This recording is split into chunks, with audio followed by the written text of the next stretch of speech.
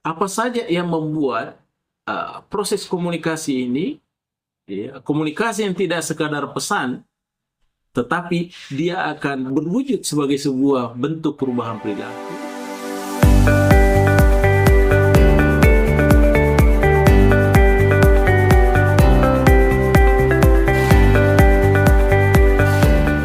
Assalamualaikum warahmatullahi wabarakatuh. Para pemirsaku dimanapun berada, tentu saja saya berterima kasih atas kesabarannya, kejeliannya, dan kemudian selalu menanti channel YouTube kita ini yang tentunya selalu berbicara tentang pernak-pernik komunikasi, ragamnya berkomunikasi, atau seluk-beluk dalam berkomunikasi. Baik para pemirsa sekalian, jumpa lagi dengan Mr. Koronis. Komunikasi romantis dan humanis. Baik para pemirsaku dimanapun berada, tentu saja kita semakin meluas membahas tentang fenomena-fenomena komunikasi. Ya, pada hari ini tentunya kita akan membahas lagi satu tajuk, satu judul terkait dengan komunikasi. Ada yang disebut dengan komunikasi aksioma. Bagaimana itu komunikasi aksioma, para pemirsa sekalian? Tentu komunikasi aksioma adalah dia merujuk pada prinsip-prinsip dasar yang bersifat mutlak, universal, dan tidak dapat dibantah dalam setiap interaksi manusia. Tentu saja komunikasi ini adalah bukan sekadar mengirimkan pesan, melainkan adalah sebuah sistem perilaku. Seorang ahli komunikator, ahli komunikasi yang disebut dengan Paul Watzlawick, dia katakan bahwa berkomunikasi itu tentunya tidak sekadar mengirim pesan belaka saja, tetapi berkomunikasi itu adalah ujung-ujungnya adalah terjadi sebuah perubahan perilaku. Artinya, ketika kita bicara dengan seseorang dan kemudian dia menangkapnya, memahaminya, maka akan dilihat endingnya. Apakah terjadi sebuah perubahan atau tidak? Kalau terjadi sebuah perubahan perilaku, maka tentunya dianggap komunikasinya berhasil. Karena komunikasi tidak sekadar memberikan pemahaman, memberikan ilmu, tetapi yang paling terpenting adalah bagaimana bisa terjadi sebuah perubahan perilaku atau behavior. Kemudian para pemirsa sekalian, tentu kita penasaran, apa saja yang membuat proses komunikasi ini, komunikasi yang tidak sekadar pesan, tetapi dia akan berwujud sebagai sebuah bentuk perubahan perilaku, maka dapat menjadi ciri atau karakteristiknya sebagai berikut. Yang pertama, para pemirsa sekalian, yang pertama ada yang disebut dengan keniscayaan. Bagaimana itu keniscayaan? Artinya, karakteristik pertama adalah bahwa komunikasi tidak mungkin dihindari. Seseorang tidak dapat atau tidak berkomunikasi meskipun seseorang diam atau menarik diri dari perilaku tersebut, maka tetap dia mengirimkan pesan.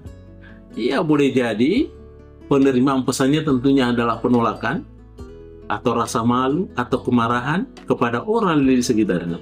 Ketika dia marah, ketika dia malu, tersipu malu, itu juga adalah bagian dari proses komunikasi yang biasa disebut dengan komunikasi non-verbal. Ya, itu yang pertama. Kemudian yang kedua, ada dualitas pesan. Ya, apa maksudnya dualitas pesan? Artinya, setiap komunikasi ini selalu memiliki dua dimensi berjalan beriringan. Yang pertama kita lihat dari dimensi konten atau dimensi isi, yaitu informasi mentah yang disampaikan, data atau berupa kata-kata. Kemudian, dimensi yang kedua adalah tentunya dimensi hubungan. Bagaimana itu dimensi hubungan, para pemirsa sekalian, adalah bagaimana pesan tersebut harus ditafsirkan berdasarkan relasi antara komunikator dengan komunikan. Sehingga dimensi hubungan inilah yang seringkali menentukan keberhasilan komunikasi dibandingkan dengan isinya saja. Itu yang kedua. Kemudian yang ketiga, para pemirsa sekalian, sifat kontinuitas.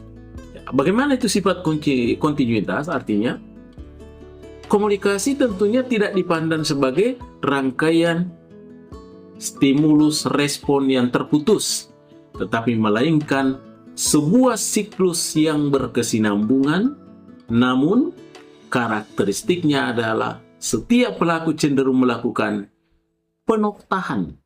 Iya, apa itu penoktahan? Artinya menentukan sendiri kapan sebuah interaksi dimulai dan apa penyebabnya menurut sudut pandang pribadinya. Itu yang disebut dengan penoktahan. Kemudian yang keempat, para pemirsa sekalian, tentunya komunikasi ini adalah tentunya melibatkan suatu kombinasi kode. Jadi komunikasi aksioma menghubungkan dua kode utama. Ada yang pertama disebut dengan kode digital atau bahasa verbal, dan kemudian ada yang disebut dengan kode analog. Bagaimana itu kode analog? Ya tentu komunikasi non-verbal terkait dengan gestur tubuh, intonasi, ekspresi wajah yang lebih jujur dalam menyampaikan perasaan. Yang kelima, para pemirsa sekalian, apa cirinya komunikasi aksioma ini? Yaitu pola kekuatan. Artinya, interaksi dalam aksioma komunikasi selalu memiliki hubungan dan kekuasaan, memiliki hubungan sifatnya simetris, ada perimbangan, kesetaraan, dan kemudian memiliki hubungan sifatnya komplementer atau berbasis perbedaan otoritas. Dan yang terakhir, para pemirsa sekalian, yang keenam adalah ada yang disebut dengan dalam komunikasi aksioma, ada yang disebut dengan sifat irreversibel. Bagaimana itu sifat irreversibel? Artinya tidak dapat ditarik kembali. Memahami, sekali sebuah pesan dikirimkan, dan diterima, maka pesan tersebut tidak mungkin dihapus. Boleh jadi Anda bisa mengemukakan satu permohonan maaf, atau mengklarifikasi, tetapi dampak psikologis dari pesan asli tetap ada dalam memori penerima. Sehingga dengan demikian tentunya tidak dapat ditarik kembali. Permohonan maaf tentunya bisa diterima, tetapi dampak psikologisnya terhadap penerima itu tetap dia berkesan di memorinya. Tidak bisa terhapus lagi. Baik para pemirsaku dimanapun berada, tentunya inilah kira-kira yang merupakan hal-hal yang bisa ditandai apa yang menjadi penciri khas daripada komunikasi aksioma. Mudah-mudahan ada manfaatnya. Terima kasih atas segala atensinya. Mr. Koronis mengundurkan diri. Assalamualaikum warahmatullahi wabarakatuh. Mr. Koronis, ya.